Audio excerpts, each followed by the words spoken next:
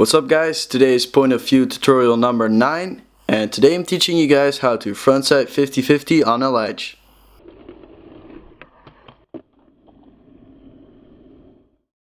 This is the second point of view tutorial on anything other than a flatground trick, so that's still pretty damn exciting.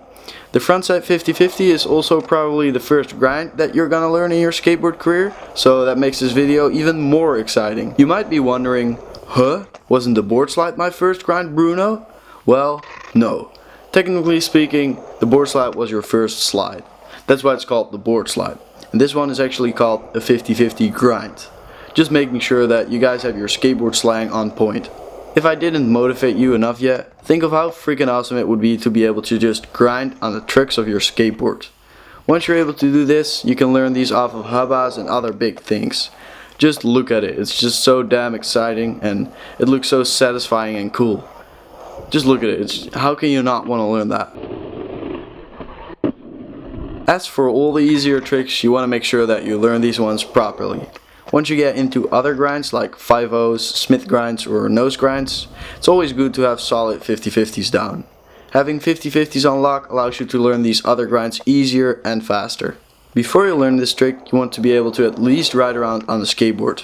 I also recommend trying some flatground tricks first because that makes you more comfortable on a skateboard in general. For the frontside 50-50, the only trick you really need to be able to do is the ollie. You can check out my ollie tutorial for that one. Please try to have solid ollies down because for this trick you have to ollie forward, which is of course a little bit harder than a regular ollie. Now it's time for me to explain the foot positioning. For any grind or slide, there's usually not too much about the foot positioning. And as for this one, it's basically the same foot positioning as you do for an ollie. The only difference is that you gotta be able to ollie forward. You can just try this on the ground, find yourself a line or anything that helps you to see if you're ollieing forward. If you're able to do that, find yourself the smallest curb and try ollieing onto that. Then find yourself a good ledge and try it on there while moving. What's also important is the board positioning. With what angle are you approaching the ledge? Well, for a proper 50-50 I would say almost parallel to it with a little bit of an angle. The little bit of an angle is actually really important because this way you're able to keep your balance more on the ledge when grinding for a longer distance. Since you're just learning this trick though, you're not really going to be grinding for a really long distance, so it's definitely easier to do it at the end of the ledge as well. Now let's take a look at the movement in 3 simple steps. Step 1. Pop onto the ledge. This is actually a really crucial step since this determines your balance for the rest of your grind. If you're able to ollie high enough, then it's all about ollieing forward, and as I just explained, you can practice that on flat.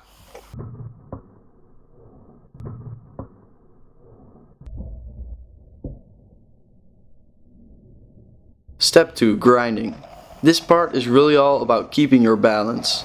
To stay on the ledge, you gotta have your center of gravity above it as well. A lot of that is already determined by your angle of approach. So if this is a problem for you, think about that. It's also easier to start out on the end of the ledge, so you just have a short grind.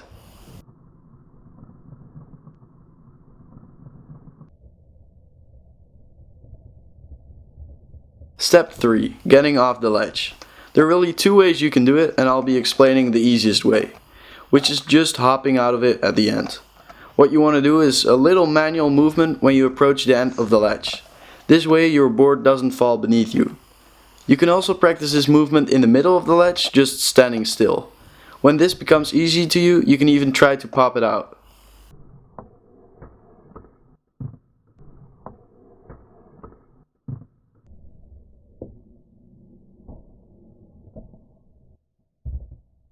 Now it's common mistake time.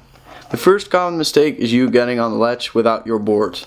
A variation of this mistake is getting on the ledge with your front truck only. To fix this, you might want to work on your ollies and forward ollies a little bit more. Maybe even try it on a smaller ledge. What can also help is to focus only on getting your board on the ledge with you.